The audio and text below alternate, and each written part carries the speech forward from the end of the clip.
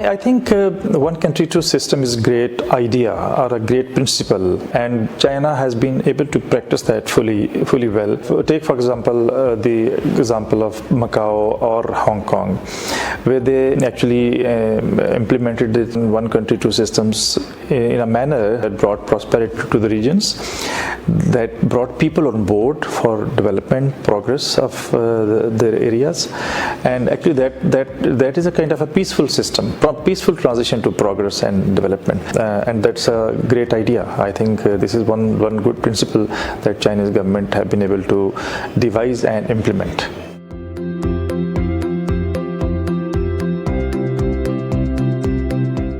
I think when we look at the Greater Bay Area, that's a great idea. Actually, it connects all the people. Basically, it's the larger framework of connectivity that actually links people with each other, and they have developed various economic links, cultural links. So I think this Greater Bay link that is created also has a lot to do with the progress of all the three regions, particularly Mecca.